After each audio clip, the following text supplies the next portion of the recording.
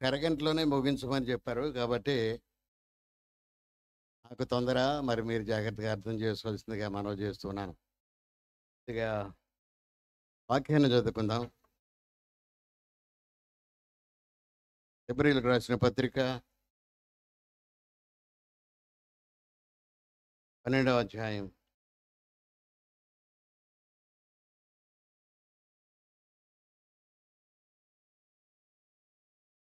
5వ వచనం వరకు చదువుకుందాం. 4వ వచనం వరకు. మూడే. ఇంత గొప్ప సాక్షి సమూహము మేఘం వలె మనలను ఆవరించి ఉన్నందున మనము కూడా ప్రతి భారమును సులువుగా చిక్కులు పెట్టి పాపమును విడిచిపెట్టి విశ్వాసమున కర్తయు దానిని కొనసాగించువాడినైన యేసు వైపు చూస్తూ మన ఎదుట ఉంచబడిన పందెంలో ఓపికతో పరిగెత్తదము. ఆయన తన ఎదుట ఉంచబడిన ఆనందము కొరకై అవమానమును నిర్లక్ష్యపెట్టి శిలువను సహించి దేవుని సింహాసనం యొక్క కుడిపార్శ్వమున ఆసీనుడై ఉన్నాడు.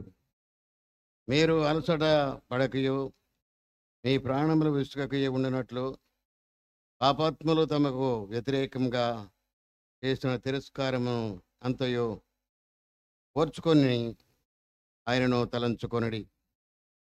మరొక వాక్యాన్ని చదువుకుందాం.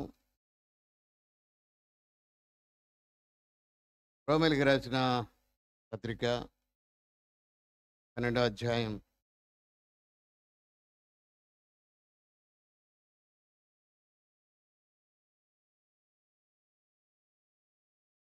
1-2 వచనాలు చదువుకుందాం. కాబట్టి సహోదరులారా, పరిశుద్ధమును దేవునికి అనుకూలమునైన సజీవ యాగముగా మీ శరీరములను ఆయనకి సమర్పించుకునని దేవుని వాత్సల్యాన్ని బట్టి మిమ్మల్ని బతిమాలుచుకొనుచున్నాను. ఇటు సేవ మీకు యుక్తమైనది. మీరు ఈ లోక మర్యాదను అనుసరింపక ఉత్తమమును అనుకూలమును సంపూర్ణమునై ఉన్న దేవుని చిత్తమేదో పరీక్షించి తెలుసుకున్నట్లు మీ మనస్సు మారి నూతన మొగటి వలన రూపాంతరం పొందిరి. చిన్న ప్రార్థన. యేసయ్యా, కనికరపూర్ణుడా, మీరే మాట్లాడండి, మీరే బోధించండి. వెనకల చెవి గ్రహించే మనసు మా జీవితాలకు అన్వయించుకునే నేర్పు కూడా మీరు ప్రసాదించమని యేసుక్రీస్తు వారి నామం పేరట స్తుతించి ప్రార్థించి వేడుకొంచున్నాం తండ్రి. ఆమేన్. దేవునికి మహిమ ఘనత ప్రభావం కలుగును గాక. ఇందాక ఎవరో మన స్వామి గారు చెప్పినట్టు 1 కంటే ఎక్కువ 2 కంటే తక్కువ అన్నాడు ఆయన. 1 కంటే తక్కువ 2 కంటే 1 కంటే ఎక్కువ 2 కంటే తక్కువ అని. ఎంతమంది విన్నారో తెలియదు కానీ నేను లోపల ఉండి విన్నాను. ఇక్కడ కార్పెట్ల పరిస్థితి 54 మంది సేవకులకి వందనాలని చెప్పిన ఈ యొక్క యేసురత్నం యొక్క వందన సమర్పణకి, అలాగే అనేక 54 సంఘాల నుంచి వచ్చినటువంటి విశ్వాసులు ఎక్కడో నాకైతే తెలియదు. కానీ యాకోబు బావి దగ్గర చిన్న ప్రసంగం చేసినట్టుగా నేను కూడా చిన్న ప్రసంగమే చేస్తాను. వాస్తవానికి ఇది పెద్ద ప్రసంగం.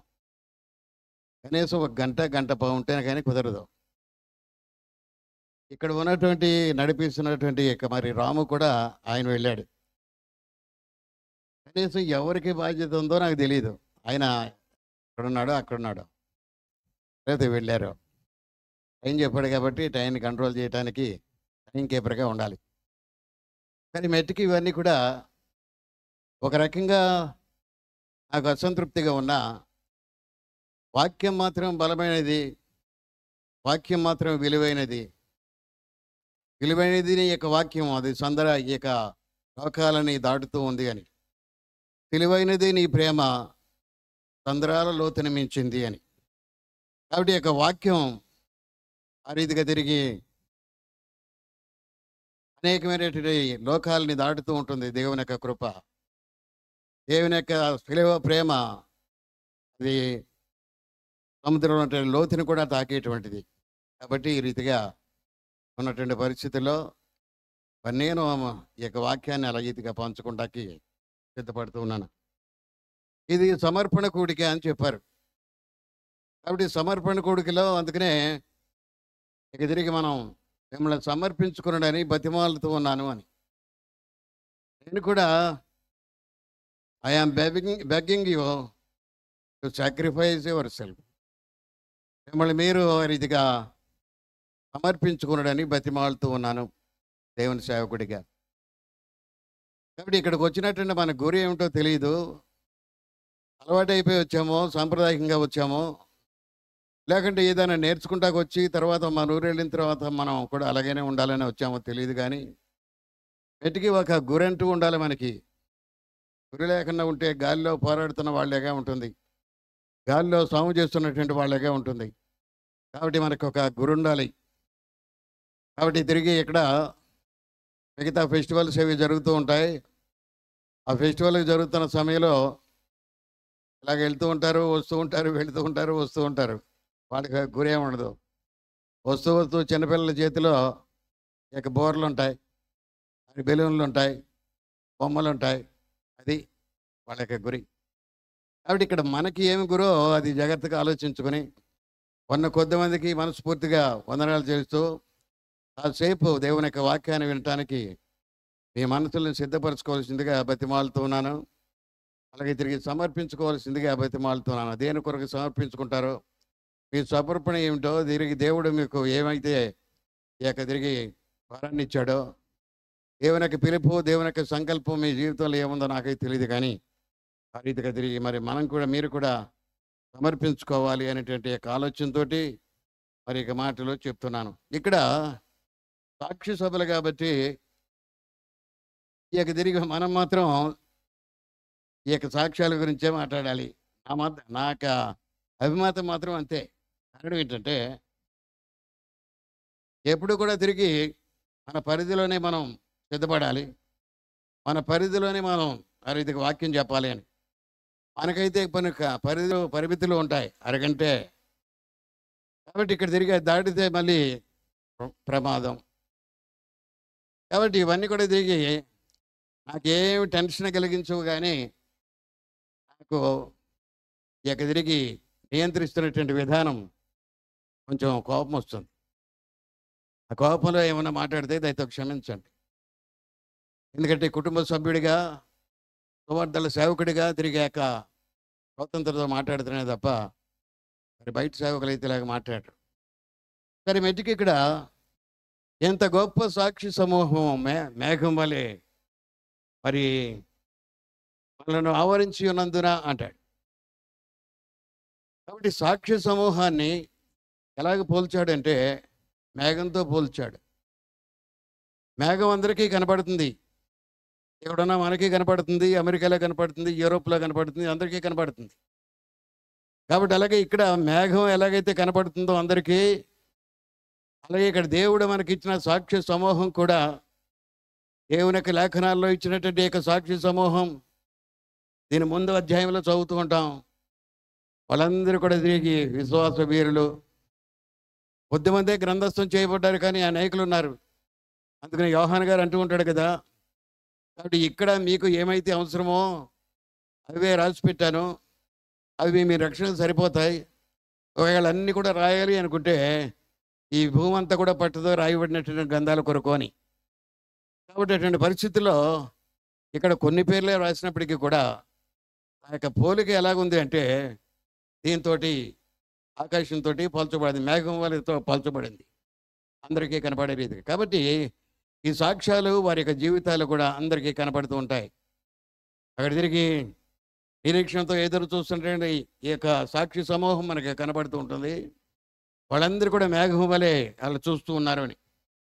కాబట్టి ఈ రీతిగా మరి మనకు కూడా మనకి విశ్వాసాన్ని బలపరచడానికి వాళ్ళందరూ కూడా ఎటువంటి గురి కలిగి ఉన్నారో మరి మనం కూడా అటువంటి గురి కలిగి వారి కడుగుజాడుల్లో సాగిపోవటానికి, వారు చేసిన సేవను మనం కూడా చేయటానికి, అదే రీతిగా వారి నిరీక్షణ చనిపోయి నిరీక్షణ కలిగి ఎలాగైతే అబ్రహాము తిరిగి పరలోక పట్టణం కోసం ఎదురు చూస్తున్నాడో అని మనం కూడా అదే ఎదురు చూపులతోటి ఉండటానికి అటువంటి గురి వాళ్ళందరికీ ఉన్న రీతిగా మనకు కూడా ఉండాలి. అటువంటి గురి కలిగి దేవుని యొక్క వాక్యాన్ని వినాలి. అటువంటి గురి కలిగి మనం కూడా తిరిగి యొక్క విశ్వాస యాత్రలో కొనసాగిస్తూ ఉండాలి. అది మనం నేర్చుకోవాల్సిన విషయం. అయితే ఇక్కడ ఈ యొక్క పరిస్థితుల్లో సులువుగా చెక్కులు పెట్టేటువంటి పాపాలు అన్నీ కూడా చెప్తూ ఉన్నాయి. యెషయా గ్రంథంలోకి వెళ్ళి మళ్ళీ చెప్పానంటే ఇవన్నీ కూడా చాలా ఎక్కువగా ఉంటూ ఉంటాయి, సమయం కూడా సరిపోదు. కాబట్టి సులువుగా చిక్కులు పెట్టేటువంటి పాపాలని విడిచిపెట్టాలి అంటాడు. కాబట్టి విడిచిపెట్టవలసినవి విడిచిపెట్టాలి, అది మనం సమకూర్చవలసినవి సమకూర్చుకోవాలి. అందుకని ఇక్కడ ఆయన ఏమంటూ ఉంటాడంటే చివరి వచనంలో ఇక్కడ ఆయన ఇవన్నీ కూడా తిరిగి మరి మనకు చెప్తూ అక్కడ మీరు ధరించుకొనుడి అంటాడు. అక్కడ మీరు ధరించుకొనుడి. కాబట్టి మనం ఇవన్నీ కూడా ధరించుకోవాలి. ఓర్చు ఓర్చుకుని ఆయనను తలంచుకొనుడి అని, ఓర్చుకుని ఆయనని తలంచుకొనుడి. కాబట్టి సులువుగా చిక్కులు పెట్టేటువంటి పాపాలు ఇవన్నీ కూడా మనం వెంటాడుతూ ఉంటాయి. కాబట్టి మరి మనం ఈ యొక్క విశ్వాసానికి కర్త, కర్మ, క్రియ ఆయనే, సబ్జెక్టు ఆబ్జెక్టు వెర్బ్ కూడా ఆయనే. కాబట్టి ఇక్కడ తిరిగి ఆయనని ముందు పెట్టుకుంటే మన పరుగు చక్కగా సాగుతూ ఉంటుంది అని. ఆ రీతిగా ఆయన మనం తలంచుకుంటే వేరే తలుపులు మనలోకి రాకుండా, ఏ సందర్భంలో అయితే సులువుగా చిక్కులు పెట్టే పాపాలు మనల్ని తొందర పెడుతున్నాయో వాటి నుంచి విడిపించబడి ఆ రీతిగా ఆయన తలంచుకుంటే ఆయన మనకి బలపరిచేటువంటి దేవుడు. 24వ అధ్యాయంలో లూకా సువార్తలో మనం చూస్తూ ఉంటాం. అంతకుముందు కూడా ఇక్కడ తిరిగి ఆయన శిలువ శ్రమల గురించి ఆ రీతిగా మాట్లాడుతూ ఆయన రీతిగా మరి బలపరచబడినటువంటి పరిస్థితులు కూడా మనం చూస్తూ ఉంటాం లూకా సువార్తలో. కాబట్టి ఆయన ఈ యొక్క తిరిగి బాధలు శ్రమలు కూడా అనుభవించాలి. కాబట్టి ఆయనకైతే ఒక గురుంది, తండ్రి పంపించాడు. కాబట్టి ఆయన కూడా తిరిగి దానికి రిక్తుడై వచ్చాడు, రక్షకుడిగా ఉండాలి. అందుని బట్టి సంపూర్ణంగా ఆయన సమర్పించుకున్నాడు. కాబట్టి ఆ రీతిగా తిరిగి ఒక దూత వచ్చి ఆయనను బలపరిచాను అని మనం ఆయన తలంచుకుంటూ ఉంటే, ఆయన కోసం ప్రార్థన చేస్తూ ఉంటే, నేను సులువుగా ఏదైతే చిక్కులు పెడుతుందో, సులువుగా ఏదైతే పాపాలకి ఆ రీతిగా తిరిగి నేను వెంటాడటానికి ఈడుస్తూ ఉంటుందో అవన్నీ కూడా తొలగించి దానికి వాక్యం ద్వారా ఆయన పంపినటువంటి దూత కూడా నేను బలపరిచి, ఆయన నా దినాన్ని బలపరిచి శిలోకి సిద్ధపరిచిన రీతిగానే ఇలాగ తిరిగి నీ యొక్క విశ్వాస యాత్రలో కూడా మరి తిరిగి సిద్ధపరుస్తూ ఉంటుంది అనే సత్యాన్ని మరి మనం జ్ఞాపకం చేసుకుంటూ ఉండాలి. తర్వాత మన ఎడల ఉంచబడిన పందెంలో ఓపికతో పరిగెత్తుదము అంటాడు. కాబట్టి మనకు ఓపిక కావాలి. కాబట్టి మనకు అన్నిటికీ ఓపిక ఉంటుంది, కానీ ప్రార్థన చేయడానికి, వాక్యం చదవటానికి, అలాగే దేవుని యొక్క వాక్యానికి ఓపిక ఉండదు. ఓర్మి అవసరం, ఓపిక అవసరం.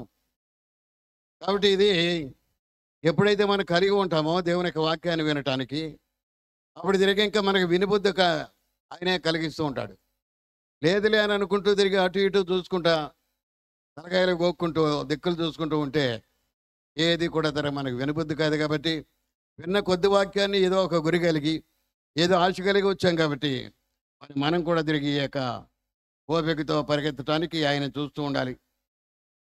కాబట్టి ఆయన అవమానాన్ని భరించాడు, ఆ రీతిగా తిరిగి తర్వాత శిలువను సహించాడు, దేవుని సింహాసనం యొక్క కుడిపార్శ్వమున ఆసీనుడయ్యాడు. కాబట్టి మనం కూడా అలాగనే ఉండాలి. కాబట్టి అవమానాన్ని సహించాలి, అవమానాన్ని నిర్లక్ష్య పెట్టాలి, శిలువను సహించాలి. దేవుని సింహాసనం యొక్క కుడిపార్శ్వమున మనం కూడా ఆశీర్వదించడానికి ఆయన కూడా మనకు సహాయం చేస్తూ ఉంటాడు. జబదయి కుమారుల తల్లి వచ్చి, ఆ కుమారులిద్దరూ కూడా అటువైపునొకడు ఇటువైపునొకడు అని కూర్చోవటానికి నువ్వు దయచేయనంటే, ఆయన మీరేమడుగుతున్నారో మీకు తెలియదు అని అన్నప్పటికి కూడా, లేదులే మేము సరిగ్గానే ఉన్నాం, కాబట్టి స్వస్థబుద్ధితోనే ఇవన్నీ కూడా అడుగుతూ ఉన్నాం అన్నట్టుగా మాట్లాడి అన్నప్పుడు, సరే మరి నేను పొందవలసిన బాప్తిసం కానీ, నేను పొందవలసినటువంటి శ్రమలు కానీ ఇవన్నీ కూడా ఉన్నాయి, అవి మీరు పొందుతారనంటే పొందుతాము. ఇక తర్వాత ఆయన మీరు పొందలేరు అనేటువంటి విషయాన్ని అక్కడ ఏం మాట్లాడలా. యవనస్తుడి గురించి మాట్లాడుతూ, నాకు తిరిగి పరలోక రాజ్యానికి ఈ రీతిగా నేను పోవాలంటే ఏం చేయాలంటే, ఆజ్ఞలన్నీ కూడా పాటిస్తూనే ఉన్నావా అంటే పాటిస్తూనే ఉన్నాను. కాబట్టి అక్కడ ఆయనతో చెప్పినటువంటి మాట ఏంటంటే, ఒకవేళ అన్నీ పాటిస్తున్నాయేమో కానీ నాకు తెలిసి నీకు ఒకటి లోటుగా ఉంది అంటాడు. నాకు తెలిసి నీకు ఒకటి లోటుగా. కానీ ఇక్కడ వీళ్ళిద్దరి గురించి చెప్పినప్పుడు, జబదయి కుమారుల వాళ్ళ గురించి చెప్పినప్పుడు, మీకేమైనా లోటు ఉంది అనేటువంటి లోటుని ఎత్తి చూపించలా.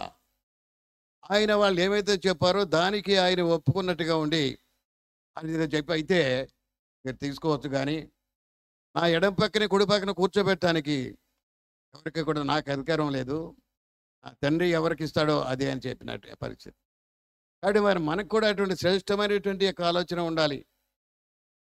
అలాగే ఈ కన్యకలందరూ కూడా నాకు గర్భంలో పుడితే మంచిదని యెషయా ప్రవచించగానే ఎలాగైతే వాళ్ళందరూ ఎదురు చూచారో అలాగే మరి మనం కూడా చాలామంది ఎదురు చూసినట్టుగా ఇక్కడ మనం కూడా అలాగనే చూస్తూ ఉండాలి.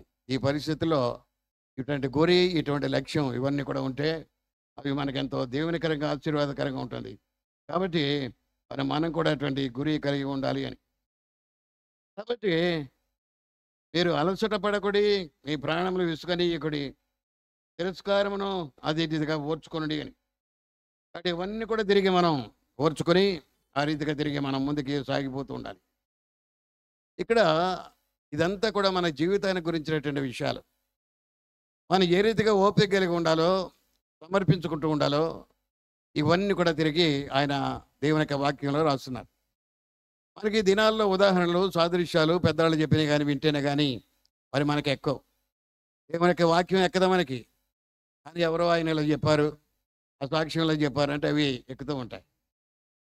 ఇక్కడ మార్టిన్ లూథర్ గారు అని ఆయన చెప్పినటువంటి యొక్క మాటల్లో, ఇక జీవితాన్ని గురించి చెప్పినటువంటి మాటల్లో ఆయన ఏమంటూ ఉంటాడంటే, ఇక్కడ నేను డైరెక్ట్గా తెలుగులో ట్రాన్స్లేట్ చేయలేదు కానీ ఆ మాట చదివి నేను మీకు తెలుగులో దాన్ని అనువాదం చేస్తాను. దిస్ లైఫ్ అంటే ఈ యొక్క జీవితం, therefore is not righteousness but growth in righteousness. ఆయన ఏమంటాడంటే, ఆయన అనేకమైన విషయాలు చెప్తూ ఆయన యొక్క కంక్లూజన్ చెప్తూ ఏమంటూ ఉంటాడంటే, ఈ కారణంగా జీవితం అంటే నీతి కాదు అంటాడు. జీవితం అంటే నీతి కాదు, మరేంటి అక్కడే అంటూ ఉంటాడు, బట్ గ్రోత్ ఇన్ రైచియస్నెస్ అంటే విశ్వాసంలో పెరగటమే అని అంటూ ఉంటాడు.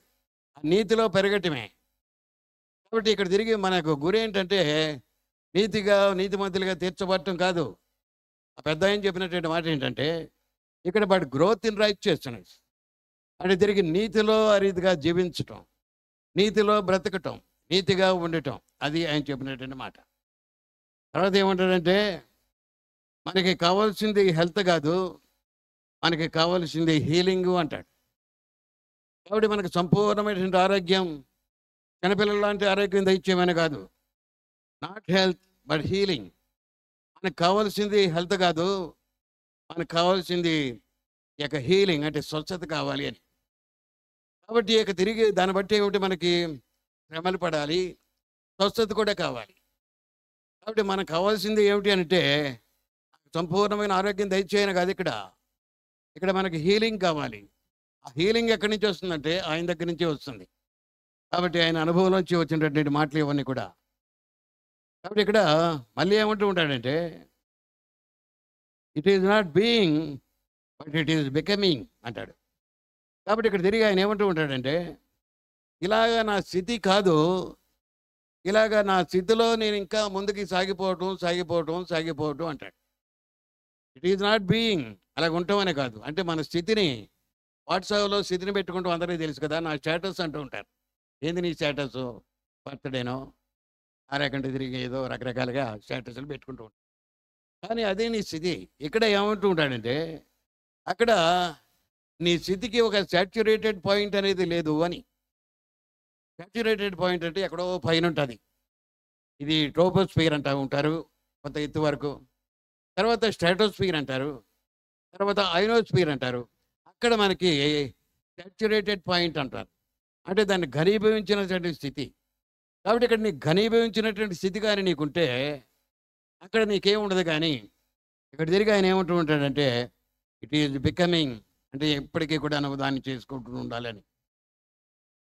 మనకు కావాల్సింది it is not rest but it is exercise. మనకు కావాల్సింది ఏంటి అంటే రెస్ట్ కాదు, మనకి ఎక్సర్సైజ్ కావాలి అంటాడు. కాబట్టి అందరూ కూడా తిరిగి వాక్యాన్ని చదువుతూ ప్రార్థన చేస్తూ మనం ఎక్సర్సైజ్ చేస్తూ ఉండాలి అని. తర్వాత మనకి ఇప్పుడు ఏమైతామో మనకు తెలియదు, కానీ మనకి తిరిగి తర్వాత ఇంకా మనం పెరుగుతూ ఎక్కడ తిరిగి ఆ సాచురేటెడ్ పాయింట్ దగ్గరికి వెళ్ళాలి, అక్కడికి వెళ్ళే వరకు కూడా తిరిగి ఈ రీతిగా మరి మనం ఆ రీతిగా పెరుగుతూనే ఉంటాం. తర్వాత ఏమంటూ ఉంటాడంటే, this is not end but it is road. అది తిరిగి మనకి అక్కడితోటే సమాప్తమైంది కాదు, అది తిరిగి అక్కడ మనకి రోడ్డు ప్రారంభమైంది అంటాడు. It is not end. అందుకనే యేసుక్రీస్తు వారు కూడా అంటూ ఉంటారు కదా, ఉదయకాలం బల్లారాధనలు చెప్పినప్పుడు, నేను మీకు అప్పగించిన దాన్ని ప్రభు వల్ల పొందితిని అని. కాబట్టి అటు స్థితి మనకు అప్పగించబడింది. ఆయన శిలువలో పడినటువంటి మాట సమాప్తమైందని పలికినప్పటికి కూడా, ఆ సమాప్తమైందని పలికినటువంటి మాట ఆయన తర్వాత మరి మనకి బాధ్యతగా అప్పగించి శిష్యులకి ఇచ్చి, మీరు కూడా తీసుకుని తినండి, ఇది నిత్యం కూడా కొనసాగించండి అనేటువంటి మాట. కాబట్టి ఈ రీతిగా తిరిగి అది మనకి అక్కడితో ఆగిపోయేది కాదు, అది మన నిత్యం కూడా కొనసాగించేది. ఇది అంతం కాదు, ఇది ఆరంభం అని.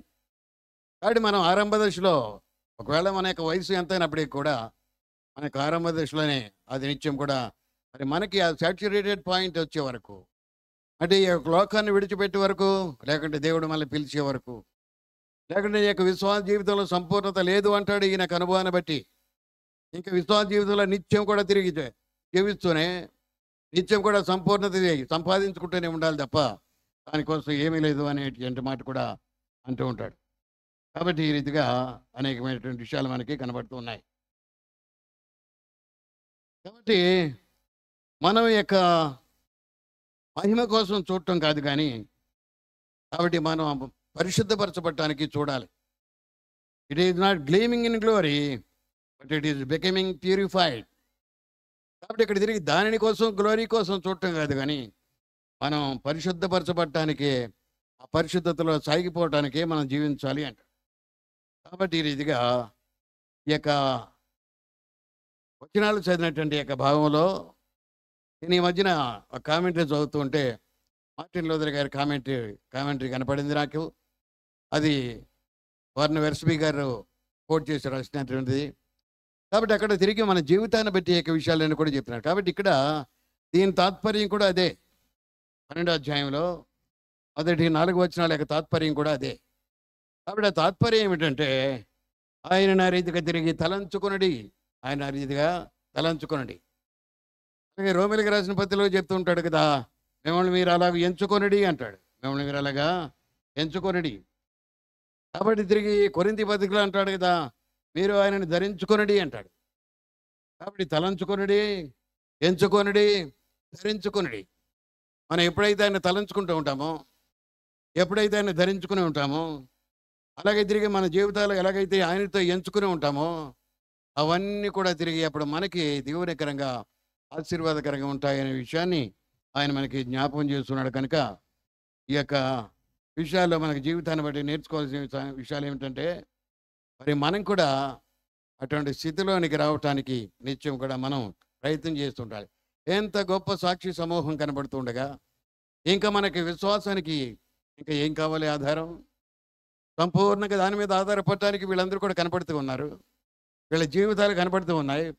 వీళ్ళ శ్రమలను సహించి ఆ రీతిగా తిరిగి మరి అక్కడ తిరిగి ఆయన నిత్యత్వం కోసం వాళ్ళందరూ కూడా ఆలోచిస్తూ ఉన్నారు, ఆయన కోసం నిరీక్షిస్తూ ఉన్నారు. అబ్రహాం కూడా పునాదులు గల పట్టణం కోసం ఆయన ఎదురు చూస్తూ ఉన్నాడు అంటాడు. కాబట్టి ఈ రీతిగా తిరిగి ఈ యొక్క జీవితాలు కనపడుతూ ఉంటాయి. అబ్రహాముని గురించి ఈ రీతిగా మాట్లాడగానే మరి కొన్ని విషయాలు చెప్పి నేను ముందుకెళ్తాను. ఇంకా అబ్రహాం యొక్క యాత్ర కనబడుతుంది. ఆయన పిలవగానే ఆయన పిలిచాడు, అబ్రహాం రా లే అని చెప్పి.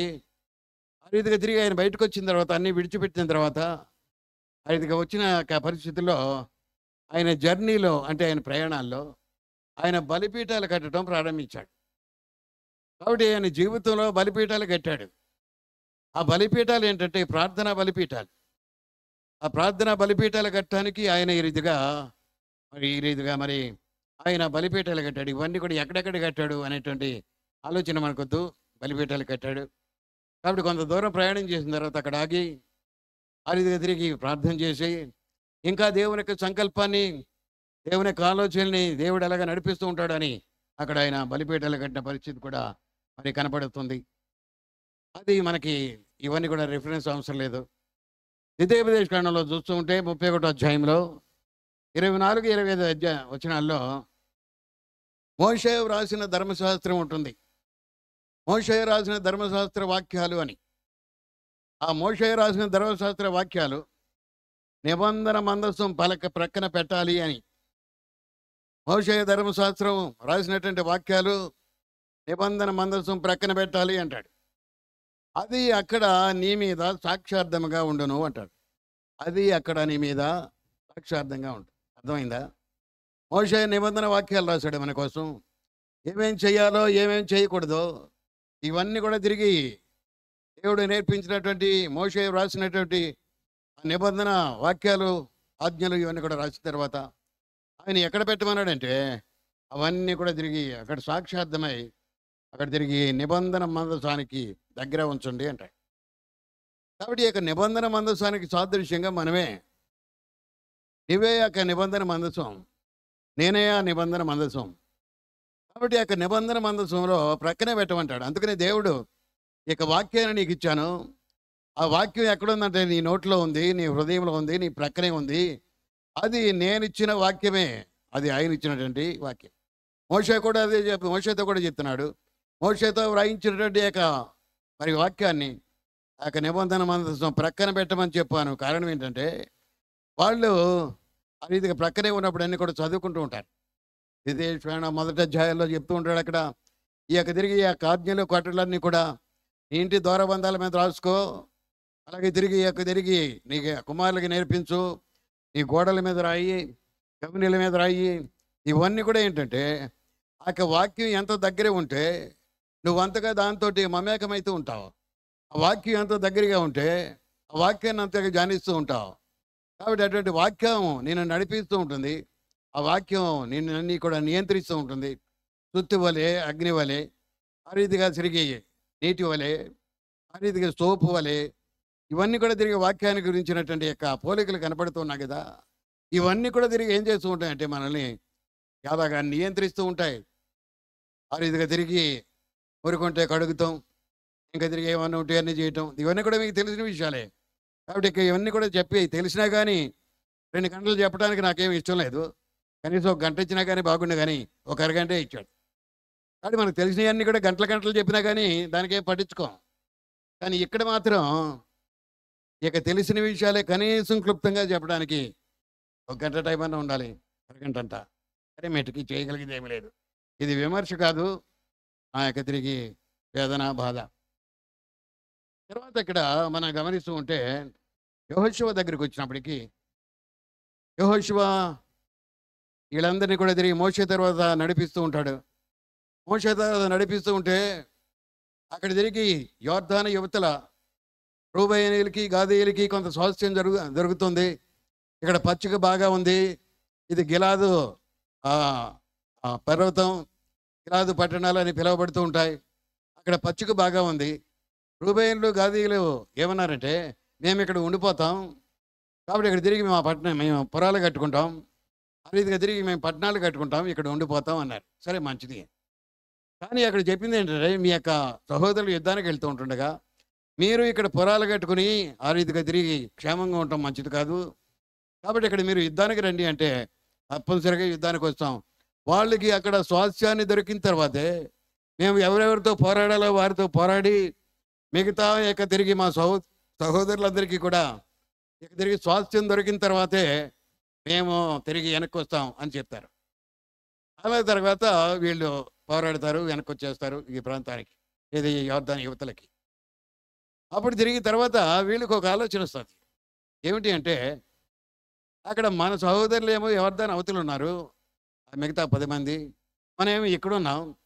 కాబట్టి వాళ్ళకి మనకి సంబంధ బాంధవ్యాలు లేవు అనుకుంటూ ఉంటారు మన పిల్లలు. కాబట్టి మన తర్వాత పుట్టినటువంటి వాళ్ళకి మనం ఏంటో, యోర్దాను అవతల ఉన్నటువంటి వాళ్ళు ఏంటో, వాళ్ళకి తిరిగి యొక్క భక్తి విధానాలు ఏంటో, వాళ్ళ దేవుడు ఎవరో, వాళ్ళు పూజించేటువంటి పరిస్థితి ఎలా ఉంటుందో ఇవన్నీ కూడా మనం చూసాం. కాబట్టి మనం ఏం చేద్దామంటే ఒక బలిపీఠాన్ని కడదామంటాడు. అలాగే వీళ్ళు రూబేనీయులు, గాదీయులు ఈ యొక్క తిరిగి ఇక్కడ యోర్దాను యువతల వాళ్ళు ఒక మందసాన్ని కడతారు, బలిపీఠాన్ని కడతారు. మందసాన్ని ఈ రీతిగా బలిపీఠం కట్టిన తర్వాత విషయాలు తెలుస్తూనే ఉంటాయి. ప్రపంచంలో జరిగిన విషయాలు ఇప్పుడు తెలుస్తున్నాయి, అలాగే తెలిసి ఉంటాయి అప్పుడు కూడా. ఇత్రో అంటాడు మోషేతోటి, మీ దేవుడు ఏం చేశాడో మాకు కూడా తెలుసు అంటాడు. ఎవడికి తెలుసు?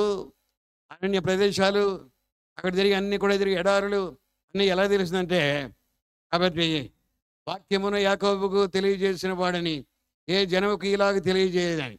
భూమికి తన ఆజ్ఞని ఇచ్చేవాడు ఆయనే. భూమికి తన ఆజ్ఞ ఇచ్చేవాడు ఆయనే. భూమికి ఆజ్ఞ ఇచ్చి ఆ విషయాలని ఆయన తెలియజేస్తూ ఉంటాడు. అలాగే తిరిగి ఆ పాటలో వచనం అలాగ ఉంది. కాబట్టి ఇక్కడ అదే రీతిగా మీ దేవుడు ఏమైతే చేశాడో ఆ ఐగుప్తు నుంచి విడిపించబడిన మీ దేవునికి స్తోత్రం కలుగునుగాక అంటాడు మోషే మామ అయినటువంటి ఇత్రో. కాబట్టి ఇలాగ విషయాలు తెలుస్తూ ఉంటాయి. కాబట్టి ఆ రీతిగా విషయాలు తెలిసినప్పుడు ఇక తిరిగి యోర్దాన్ అవతల ఉన్నటువంటి వీళ్ళందరూ కూడా వాళ్ళు ఏదో బలిపీఠాన్ని కడుతున్నారంట. కాబట్టి వాళ్ళు మన దగ్గర నుంచి వేరైపోవటానికి ఆ రీతిగా తిరిగి వేరేవే ఆ రీతిగా కట్టడానికి వాళ్ళు పూనుకుంటున్నారని చెప్పి వాళ్ళు కూడా తిరిగి ఏం చేస్తూ ఉంటారంటే ఎలియాజర్ని మరి కొంతమందిని పంపిస్తూ ఉంటారు. వెళ్ళి ఏదో కనుక్కురండి, ఏదో వాళ్ళు సమాధానంగా ఉంటే సరే, లేకుంటే యుద్ధానికి సిద్ధపడమని చెప్పండి అని ఆ రీతిగా తిరిగి సందేశాన్ని పంపినప్పుడు వాళ్ళు ఆ రీతిగా తిరిగి వస్తారు. వచ్చిన తర్వాత వాళ్ళు మాట్లాడిన తర్వాత ఇక్కడ తిరిగి వాళ్ళు చెప్పిన సమాధానం ఏంటంటే, ఇప్పుడు మాకు తెలుసు యెహోవా దేవుడని, ఆయన బలిపీఠం అక్కడ బలులు అర్పించాలి, మనకి అందరికీ కూడా కలిసి మనకి యెరూషలేము పట్టణంలో మనకు ఉన్నటువంటి బలిపీఠం మనకు ఉండనే ఉంది. కాబట్టి అక్కడికి సాదృశ్యంగా మనం వెళ్ళాలి కనుక ఇవన్నీ కూడా మనకు తెలుసు. అలాగే మీరు అక్కడ కూడా తిరిగి ఆరాధిస్తూ ఉంటారు. రేపు ఆ పిల్లలకి ఇవన్నీ కూడా తెలియాలి కదా. కాబట్టి అందుకనే ఆ సాదృశ్యపూర్వకంగానే కడుతున్నాం తప్ప వ్యతిరేకంగా బలులు అర్పించడానికి కట్టడం లేదు. కాబట్టి మాకు అసలు బలులు అర్పించడం అక్కడే ఇష్టం, అక్కడే మేము ఉంటాం అని చెప్పినప్పుడు వాళ్ళు సమాధాన పడ్డారు. కాబట్టి ఈ రీతిగా మనకున్నటువంటి విశ్వాసాన్ని ఆ రీతిగా పాడు చేసుకోకుండా దేవుడు మనకి ఇచ్చినటువంటి దాన్ని ఎప్పుడు కూడా తిరిగి మరి విడిచిపెట్టుకోకుండా ఆయన మనకి ఏమైతే ఇచ్చాడో దానిని ఆ రీతిగా నిత్యం కూడా పట్టుకొని ఆ గురి దగ్గరికే వెళ్ళటానికి మరి మనం కూడా సిద్ధంగా ఉంటూ ఉండాలి. అది మన యొక్క తిరిగి గురై ఉంటూ ఉండాలి. కాబట్టి ఈ రీతిగా చెప్తూ ఉంటారు. మరొక బలిపీఠాన్ని సాక్ష్యాన్ని కూడా చెప్పి నేను ముందుకెళ్తాను. తర్వాత యెహోషువ గ్రంథంలో 24వ అధ్యాయం 25, 27 వచనాలు. ఇంకా దీనికి ముందుగా యెహోషువలో 22వ అధ్యాయం 34వ వచనంలో అక్కడ తిరిగి ఇది మనకి సాక్షిగా ఉంటుంది కాబట్టి దీనికి యాదా అని పేరు పెడతారు. యాదా అంటే అనగా సాక్ష్యము అని. కాబట్టి వాళ్ళు సాక్ష్యం అనేటువంటి పేరు దానికి పెడతారు. ఆ రీతిగా తిరిగి జరుగుతుంది. కాబట్టి యెహోషువ దగ్గరకు వచ్చినప్పటికీ అక్కడ యెహోషువ వాళ్ళందరూ కూడా తిరిగి వాళ్ళందరితో నిబంధన చేసి ధర్మశాస్త్ర కింద వాక్యాల మీద రాసి అవన్నీ కూడా అక్కడ పెట్టిన తర్వాత ఆ యొక్క గ్రంథంలో ఉంటున్న మాటలన్నీ కూడా చదివిన తర్వాత వాడు ఆయన చదువుతాడు. తర్వాత వీళ్ళందరూ కూడా వింటారు.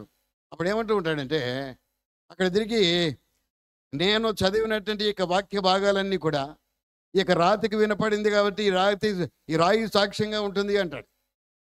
రాతికి వినపడింది, రాయి సాక్ష్యంగా ఉంటుంది. ఇక్కడ తిరిగి ఇది కడుతున్నామా దానికి యాదా అంటే సాక్ష్యం అనేటువంటి పేరు పెట్టారు వాళ్ళు అంటే వాళ్ళ భాషలో. కాబట్టి ఇక్కడ తిరిగి సాక్ష్యంగా ఉండదు. కానీ ఇక్కడ కూడా అంటూ ఉంటాడు కదా, ఈ ధర్మశాస్త్ర గ్రంథాన్ని రాయించాడు, ఎన్న కూడా చదివాను మీరు విన్నారు, ఈ ప్రక్కనే ఉన్నటువంటి రాయి కూడా వింది అని. రాయికి ఏమన్నా కళ్ళు ఉంటాయా? రాయి కూడా తిరిగి ఉంటాయా? కాబట్టి దేవుడు ఆజ్ఞాపిస్తే అవి కూడా విని మనకి సాక్ష్యం పలుకుతూ ఉంటాయి. అందుకని ఆయన అన్నాడు, ఆకాశము ఆలకించుము, భూమి చెవియగ్గుము, నేను పిల్లలను చేసి పెద్దవారినిగా చేశాను కానీ వారు నా మీద తిరగబడి ఉన్నారు అని. కాబట్టి ఈ రీతిగా ఇవి కూడా మాట్లాడుతూ ఉంటాయి.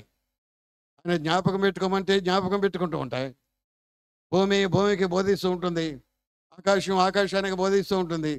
ఇవన్నీ కూడా జరుగుతూనే ఉంటాయి దేవుని యొక్క సంకల్పాన్ని బట్టి. ఎవరితోనైనా మాట్లాడించగలిగిన దేవుడు, భూమితో మాట్లాడించగలిగిన దేవుడు, ఆ రీతిగా తిరిగి ఈ యొక్క ఆకాశంతో మాట్లాడిన దేవుడు, ఎవరికి వాళ్ళు వాటి యొక్క భాషల ప్రకారంగా జంతువులు కూడా మాట్లాడటానికి దేవుడు సంకేతాలను ఇస్తూ ఉంటాడు. అక్కడ తిరిగి యోనాకి ఆయన మింగటానికి తిరిగి మత్స్యానికి సంకేతాన్ని ఇచ్చాడు. ఆ రీతిగా తిరిగి ఈ యొక్క మరి గాడిదకి ఈ యొక్క తిరిగి చెప్పి గాడితో బిలాము గురించి మాట్లాడించాడు. ఈ రీతిగా ఇవన్నీ కూడా సాధ్యం అని చెప్పడానికే ఇవన్నీ కూడా చెప్తున్నాను తప్ప వేరే ఏం కాదు. కాబట్టి ఇవన్నీ కూడా తిరిగి మనం వినకపోతే వాళ్ళు వెంటనే ఉంటారు. అప్పుడు తిరిగి దేవుడు అంటూ ఉంటాడు కదా, నేను చెప్పాను ఆకాశమా చెప్పనా లేదా, భూమి చెప్పానా లేదా అంటూ ఉంటాడు. కాబట్టి అవి తప్పనిసరిగా ఇవన్నీ కూడా తిరిగి సాక్ష్యం చెప్తూ ఉంటాయి నీ మీద నా మీద కూడా. కాబట్టి అటువంటి పరిస్థితుల్లో మరి మనం కూడా దోషులుగా నిలబడుకోకుండా అటు తిరిగి దేవుని పొందడానికి దేవుడు మనకి ఇవన్నీ కూడా నేర్పిస్తున్నాడు. తర్వాత మనకు విశ్వాసాన్ని గురించి మనమే సాక్ష్యం చెప్పాలి. దేవుడు మనకి ఇచ్చినటువంటి విశ్వాసం. కాబట్టి మన విశ్వాసానికి మనం సాక్షులుగా ఉండాలి. ఇక్కడ తిరిగి సాక్షి సమూహం ఉన్నారు, వాళ్ళందరూ కూడా మనం చూడకపోయినా నమ్ముతూ ఉన్నాం. ఇవన్నీ కూడా ఉన్న సందర్భంలో ఇక్కడ కూడా అటు తిరిగి మనకి విశ్వాసానికి మనం సాక్ష్యం. ఈ సాక్ష్యాన్ని ఇది ఆయన ఎలాగా చెప్పాడంటే పౌలు గారు తిమోతికి ఆ రీతిగా హెచ్చరిస్తూ, తిమోతి మొదటి పత్రికలో 3వ అధ్యాయం 16వ వచనంలో అంటూ ఉంటాడు, ఆయన ఈ రీతిగా సశరీరుడిగా ప్రత్యక్షమాయను, ఆత్మ విషయమై నీతిమంతుడని తీర్పు పొందెను, దేవదూతలకు కనబడెను, అరిది రక్షకుడని జన్మలలో ప్రకటించబడెను, లోకమందు నమ్మబడెను, ఆరోహణుడై తేజోమయుడైను. ఈ విషయాలు ఆ రీతిగా తిరిగి మరి మనకి ఆ రీతిగా అక్కడ బోధించినప్పుడు ఇవన్నీ కూడా తిరిగి మరి మనం కూడా మెయిన్ లైన్ చర్చెస్ అయినటువంటి లోదర్ని చర్చలు, ఆ రీతిగా తిరిగి సిఎస్ఐ చర్చలు, బాప్టిస్ట్ చర్చలు, వీళ్ళందరూ కూడా విశ్వాస సూత్రము. కాబట్టి వీళ్ళందరూ ఏమంటూ ఉంటారంటే creed of our apostles faith, అంటే మన అపోస్తుల యొక్క విశ్వాస పరిమాణము ప్రమాణం అని. కాబట్టి అపోస్తుల ద్వారా నేర్చుకుంటుంటే మనకు కూడా అదే విశ్వాసం. ఆయన వచ్చాడని నమ్ముతున్నాం, ఆయన పుట్టాడని నమ్ముతున్నాం, ఆయన మరణించాడని నమ్ముతున్నాం, ఆయన తిరిగి సమాధి చేయబడి ఆ రీతిగా తిరిగి లేచాడని నమ్ముతున్నాం. ఆ రీతి తిరిగి ఆయన అది ఎలాగైతే లేచాడో అలాగే తిరిగి ఆరోహణుడయ్యాడు, మరలా తిరిగి అవరోహణం, ఆయన తిరిగి వస్తుంటాడు. కాబట్టి ఇది మనకు విశ్వాసం అయింది. కాబట్టి యొక్క విశ్వాసం ఏమాత్రం కూడా ఎన్నడూ కూడా చెరగనటువంటి విశ్వాసం. కాబట్టి యొక్క విశ్వాసాన్ని మనకి ఎక్కడ రాశాడంటే మన హృదయం అనేటువంటి పలకల మీద రాశాడు, కానీ ఈ యొక్క విశ్వాసాన్ని ఇంకెక్కడ కూడా రాయలా. ఈ యొక్క విశ్వాసాన్ని మన హృదయం అనేటువంటి పలకల మీద రాశాడు. ఈ విశ్వాసాన్ని హృదయం అనే పలకల మీద రాసిన కారణంగా అది ఎప్పుడు కూడా చెరిగిపోదు. మనం గమనిస్తూ ఉంటే ఇక్కడ తిరిగి మరి మోషే కూడా రాతి పలకల మీద చెక్కబడినటువంటివి చెరిగిపోవడానికి అవకాశం ఉంది, కానీ హృదయం అనేటువంటి పలక మీద చెక్కబడి ఉన్నది ఏమాత్రం కూడా చెరిగిపోదు అని. కాబట్టి అదే రీతిగా మరి మనకు కూడా హృదయం అనేటువంటి పలకల మీద ఈ యొక్క రాయటానికి ఈ యొక్క విశ్వాస సూత్రాన్ని, అపోస్టల్స్ క్రీడ్, ఇవన్నీ కూడా తిరిగి మనకు అనుగ్రహించాడు. అవి మనం కూడా చెప్పుకుంటూ ఉండాలి అనేటువంటి విషయాన్ని కూడా మరి మనకి జ్ఞాపకం చేస్తున్నాడు. కాబట్టి ఈ రీతిగా మరి మనం కూడా ఈ యొక్క సాక్షులుగా ఉండాలి. తర్వాత మనకి విశ్వాసానికి సాక్ష్యం చెప్పేటువంటి వాళ్ళు కొంతమంది ఉంటారు. ఇక్కడ మన దశలోనికి రాసిన పత్రికలో 2వ అధ్యాయంలో, మొదటి దశలోనికి రాసిన పత్రిక 2వ అధ్యాయం 10వ వచనంలో చూస్తే మన విశ్వాసానికి భక్తికి సంఘము దేవుడు సాక్షి అని రాయబడి ఉంటాయి. చదువుకున్న తర్వాత రాసుకుంటాకి మనకు ఓపుకుండదు, వింటే ఎలాగో గుర్తుండదు. నాకు ఇవన్నీ కూడా చెప్పడానికి గుర్తుండదు, కాబట్టి వరుసలో చెప్పాలి కాబట్టి రాసుకుంటాను నేను, లేకపోతే నాకు గుర్తే ఉంటాయి. కాబట్టి ఇక్కడ వరుసలో చెప్పకపోతే అక్కడ ఒకటి ఇక్కడ కూడా చెప్తూ ఉంటాను, అందుకనే రాసుకుంటూ ఉంటా. కాబట్టి ఇక్కడ మన విశ్వాసానికి భక్తికి సంఘం సాక్ష్యం, అలాగే దేవుడు కూడా సాక్ష్యం. కాబట్టి దేవుడే సాక్షి, మన సంఘమే మనకు సాక్షి. ఇక తిరిగి మరి మన యొక్క సేవకులందరికీ కూడా వాళ్ళ సంఘాలు సాక్ష్యం పలుకుతూ ఉంటాయి. నీవు అధికారిగా ఉంటున్నావా, మాదిరిగా ఉంటున్నావా, నీవు సంఘం యొక్క బాధ్యతలు తీసుకున్నావా, సంఘం మీద అధికారిగా ఉంటున్నావా, ఇవన్నీ కూడా తిరిగి మరి మనం మాదిరిగలైనటువంటి ఈ యొక్క సేవకులుగా, యాజకులుగా, పరిచారకులుగా ఉంటూ ఉండాలి. కాబట్టి మన మీద వాళ్ళు సాక్ష్యం చెప్తారు అంటాడు. సరే, మంచిది. కాబట్టి ఆ సాక్ష్యానికి మనం నిలబడాలి. కాబట్టి ఎందుకంటే అది సజీవ సాక్ష్యం. సంఘంలో మనం రోజు కనపడుతూ ఉంటాం, విశ్వాసులు కనపడుతూ ఉంటారు, ఈ యొక్క విశ్వాసులు సమాజంలో కూడా తిరుగుతూ ఉంటారు, అలాగే సేవకులు బయట సమాజంలో తిరుగుతూ ఉంటారు. కాబట్టి సేవకులకి సమాజం ఈ యొక్క తిరిగి సాక్ష్యం కావాలి, విశ్వాసులకి సాక్ష్యం కావాలి, అందరికీ కూడా సాక్ష్యం కావాలి. కాబట్టి సాక్ష్యం లేకుండా ఉంటే అది మంచిది కాదు. కాబట్టి ఇక్కడ ఏమంటూ ఉంటాడంటే 2:10 దశలోనికి రాసిన పత్రికలో అక్కడ తిరిగి మన యొక్క విశ్వాసానికి యొక్క సంఘం సాక్ష్యమే, దేవుడు కూడా సాక్ష్యమే అంటాడు. కాబట్టి అపోస్తల కార్యాల్లో ఇక్కడ యోహాను పత్రికలో 1వ అధ్యాయంలో ఇక్కడ తిరిగి 1వ అధ్యాయం 1-2 వచనాలు చూస్తే ఉదయం కూడా తిరిగి స్వామి గారు ఉదయం ఇచ్చినట్టు నాటిది. కాబట్టి ఇక్కడ ఏమంటుంటే వాక్యాన్ని గురించి మేము ఏమైతే విన్నామో, ఏమైతే చూచామో, ఏమైతే తాకామో, ఇవన్నీ కూడా మరి మనం కూడా చెప్పక మనలేము అంటాడు.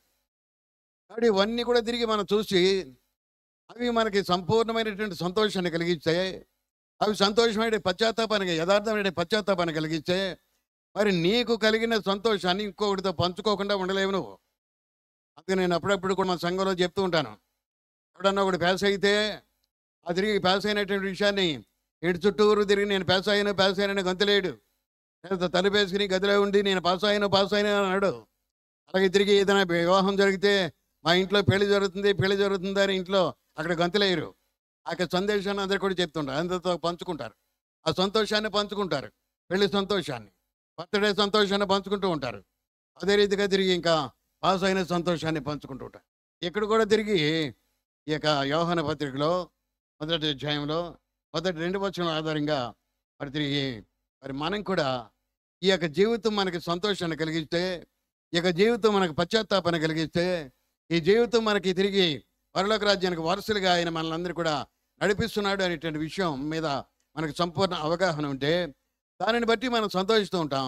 కాబట్టి తిరిగి అప్పుడు ఏమంటూ ఉంటామంటే, మాకు సంతోషం ఉంది, మా సంతోషం పరిపూర్ణం కావాలని, మీరు కూడా అదే సంతోషాన్ని కలిగి ఉండాలని మేము మీకు చెప్తున్నాం అంటాడు అక్కడే. కాబట్టి ఈ రీతిగా మనం సంతోషంగా ఉండటానికి దేవుని యొక్క వాక్యాన్ని, సంపూర్ణంగా ఉండటానికి దేవుని యొక్క వాక్యాన్ని ఆయన మనకి బోధిస్తున్నాడు కనుక మరి మనం కూడా దేవుడు మనకి ఇచ్చిన సంతోషాన్ని ఇవన్నీ కూడా ఇక తిరిగి మనం సాక్ష్యం చెప్తూ ఉండాలి. తర్వాత సంఘం సాక్ష్యం అని చెప్పాం, దేవుడు సాక్ష్యం అని చెప్పాం. తిమోతిని హెచ్చరిస్తూ మొదటి 3వ అధ్యాయంలో, మొదటి తిమోతి 3వ అధ్యాయం మొదటి 7 వచనాల్లో కూడా చాలా విషయాలు కనపడుతున్నాయి. అక్కడ సంఘపు వెలుపలి వారి వలన చేత మంచి సాక్ష్యం కలిగి ఉండాలి. సంఘపు వెలుపలి వారి వలన, సంఘంలో సాక్ష్యం ఒకవేళ తిరిగి మొక్కమాటానికి ఈ మంచి విశ్వాసే అని చెప్పొచ్చేమో, కానీ లేకపోతే పాస్టర్ గారు చెప్పొచ్చేమో ఈ మంచి విశ్వాసం అండి బాగా పాటలు పాడుతుందని చెప్పొచ్చేమో. కాబట్టి విశ్వాసులు ఒకరినొకరు తిరిగి బాగా ఫ్రెండ్స్ అయినటువంటి వాళ్ళు మంచి సాక్ష్యం చెప్పుకుంటారు. ఒకరికొకరు దెబ్బలాడుకున్నటువంటి వాళ్ళు కానీ, మూతి ముడుచుకున్నటువంటి వాళ్ళేమో కానీ వాళ్ళు వస్తుంది కానీ మార్పు లేదు. కాబట్టి ఈ రీతిగా తిరిగి అనేటువంటి పరిస్థితులు ఉంటుంది. అవి లోపల. కానీ బయట ఉండేటువంటి వాళ్ళు ఉంటారే, సంఘపు వెలుపలి వారి వలన మరి మనకి మంచి సాక్ష్యం కలిగి ఉండాలి అంటాడు. సంఘపు వెలుపలి వారి వలన మనకి మంచి సాక్ష్యం కలిగి ఉండాలి. తిమోతి అటువంటి సాక్ష్యాన్ని నువ్వు కూడా కలిగి ఉండు అంటాడు. యోబు అంటూ ఉంటాడు కదా, యోబు గ్రంథం 16వ అధ్యాయం 19వ వచనంలో, నాకు సాక్షి అయినటువంటి వాడు నాకు పరలోకంలో ఉన్నాడు అంటాడు. నాకు సాక్షి అయినటువంటి వాడు పరలోకంలో ఉన్నాడు. కాబట్టి నా సాక్షి పరలోకంలో ఉన్నాడు, పరలోకంలో చూస్తూనే ఉన్నాడు. తిరిగి అన్నీ కూడా తిరిగి మనకి ఎలాగ చూస్తూ ఉంటాడంటే తప్పనిసరిగా చూస్తూ ఉంటాడు. ఈ దినాల్లో కూడా నేను ఉదాహరణ చెప్పినప్పుడు మరి మనకి పైన శాటిలైట్లు ఉంటాయి. ఆ శాటిలైట్ అక్కడి నుంచి తిరిగి దేశాల నుంచి అక్కడక్కడి నుంచి ఖండాంతరాల నుంచి ఇక విషయాలు అన్నీ కూడా టెలికాస్ట్ చేస్తూ ఉంటారు. అవన్నీ కూడా పైన ఉన్నటువంటి యొక్క కెమెరా కన్నుకి కనపడినప్పుడు ఇవన్నిటిని కూడా తయారు చేయడానికి దేవుడు జ్ఞానాన్ని ఇచ్చినటువంటి దేవుని యొక్క కన్ను, దేవుని యొక్క హృదయం. కాబట్టి తిరిగి లోకమంతా కూడా సంచారం చేస్తుంది అని. కాబట్టి లోకమంతా కూడా సంచారం చేస్తుంది. ఈ కెమెరా కళ్ళు అయితే కొంతవరకు ఉంటాయేమో కానీ, దానికి పరిమితులు ఉంటాయేమో కానీ, ఇక్కడ మాత్రం తిరిగి లోకమంతా కూడా దేవుని యొక్క దృష్టి సంచారం చేస్తూ ఉంటుంది. అందుకని ఇక్కడ మనకి గైర్హాజరైపోయినటువంటి వాళ్ళకి, ఊర్లు వెళ్ళిపోయినటువంటి వాళ్ళకి, ఇంకా తిరిగి ఇక వాక్యం ఉంది, ఇక్కడ తిరిగి బహిరంగ సువార్త ఉంది, ఇక్కడ తర్వాత ఇక్కడ తిరిగి సాయంత్రం ఇవన్నీ కూడా తిరిగి మరి ఈ యొక్క సాక్ష్యంలో ఉన్నాయి. కాబట్టి ఈ యేసు ఎవరు అనేటువంటి ఇవన్నీ కూడా సంపూర్ణమైనటువంటి యొక్క వారికి మనకి ఒక సందేశం కావాలి అంటే ఇవన్నీ కూడా తిరిగి మనం నేర్చుకోవాలి. దేన్ని కూడా పోగొట్టుకోకుండా ఉండకూడదు. కాబట్టి ఇక్కడ తిరిగి వాస్తవానికి మేము వెళ్ళిపోవాలి. ఎందుకంటే నాతో పాటుగా వచ్చినటువంటి మా సంఘ సభ్యుడు ఇద్దరు డ్రైవింగ్ చేస్తూ ఉంటారు. వాళ్ళలో ఒకడికి రేపు పరీక్ష ఉంది. కాబట్టి ఆడు పరీక్ష అనుకోలేదు, అయినా కానీ నేను వస్తానని చెప్పాడు. వాడి కోసం ప్రార్థన చేయండి. కాబట్టి ఇలాగా వాస్తవానికి భోజనాలు అయిన తర్వాత మేము వెళ్దాం అనుకుంటే దేవుడి యొక్క అవకాశాన్ని ఇస్తే ఇలాగ వెళ్ళిపోవాలి మేము అని తిరస్కరించలా. పైనుండి వచ్చినటువంటి యొక్క తిరిగి ఆజ్ఞను కానీ, పైనుంచి వచ్చినటువంటి సందేశాన్ని కానీ తిరస్కరించకూడదు అనే పరిస్థితిలో పైనుంచి వచ్చినటువంటి యొక్క సమాచారాన్ని బట్టి సరే ఉంటాను అని చెప్పి ఆ యొక్క తిరిగి ఊరు వాళ్ళందరితో కలిసి, ప్రత్యేకించి ఆ కుర్రాడితో కూడా కలిసి రీతిగా తిరిగి మరి పర్లేదని చెప్పాడు. కాబట్టి వాడి కోసం, వాడి పేరు రాజేష్. వాడికి రేపు ప్రార్థనలో వాడిని గుర్తుపెట్టుకోండి పరీక్షల్లో. కాబట్టి ఈ రీతిగా మనకి సాక్షి చెప్పేటటువంటి వాడు పరలోకంలో ఉన్నాడు అని చెప్తుంటాడు. కాబట్టి మనం దేనిని కూడా ఆ రీతిగా తిరస్కరించుకోకుండా ఉండాలి అని. కాబట్టి ఈ రీతిగా తిరిగి మనం కూడా మన సాక్షి పరలోకంలో ఉంటాడు. అందుకనే పౌలు గారు కూడా అంటూ ఉంటాడు, నేను నిలబడవలసింది తిరిగి కైసరి తిరిగి కోర్టులో నిలబడతాను. ఆ కైసరి నాకు సాక్ష్యం చెప్తూ ఉంటాడు. ఆ కైసరి నాకు ఇవన్నీ కూడా చెప్తూ ఉంటాడు.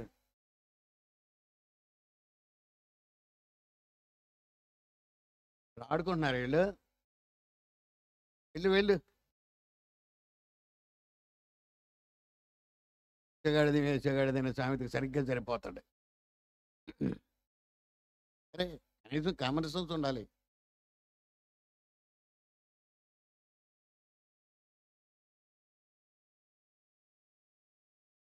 కాబట్టి ఆ రీతిగా తిరిగి రోమా చక్రవర్తి ఆయనకి నిలబడతానంటాడు. ఆయన సాక్ష్యానికే నిలబడతాను. కాబట్టి ఈ రీతిగా మన యొక్క పరిస్థితులు కూడా అలానే ఉండాలి.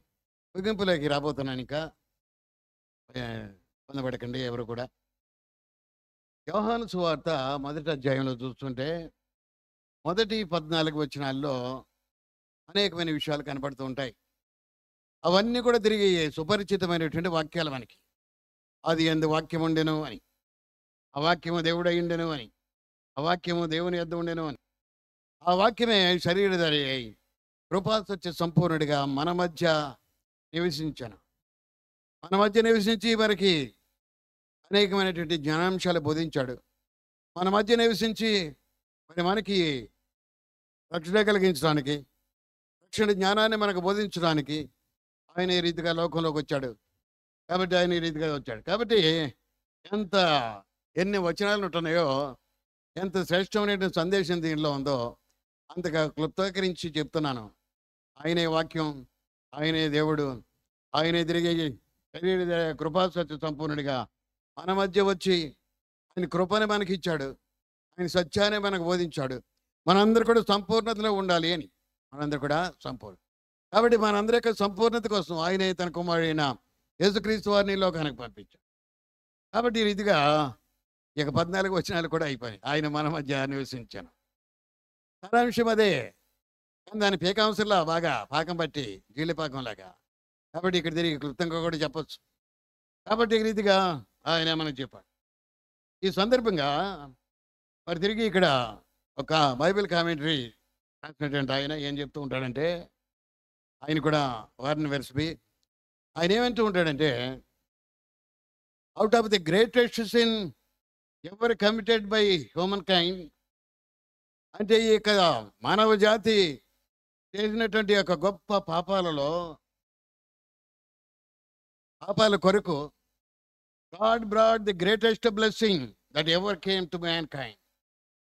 ఇక తిరిగి మానవుడు చేసిన గొప్ప పాపానికి ఆయన తిరిగి దేవుడు కూడా అంతకంటే గొప్ప ఆశీర్వాదం లేదు అని, greatest blessing God has given to us.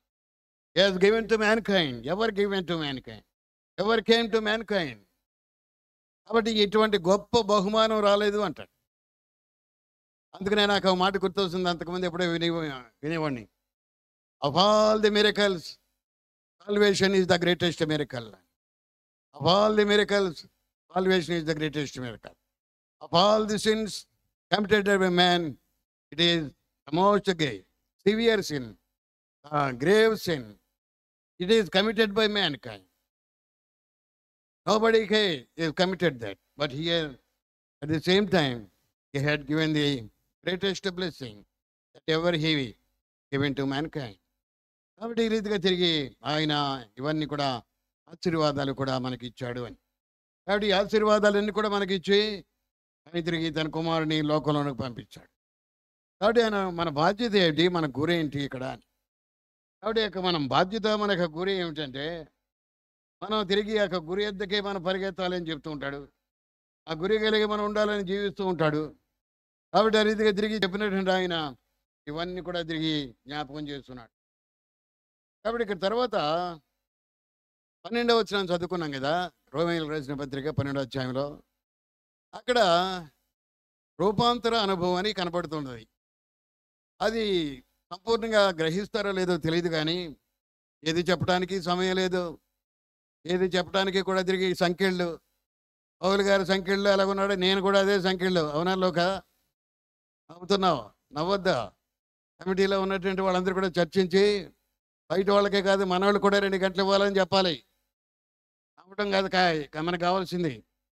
కాబట్టి ఇక్కడ తిరిగి ఇక్కడ చెప్తూ ఉంటే ఇక్కడ తిరిగి సత్యానికి రూపాంతరం పొందాలి అని.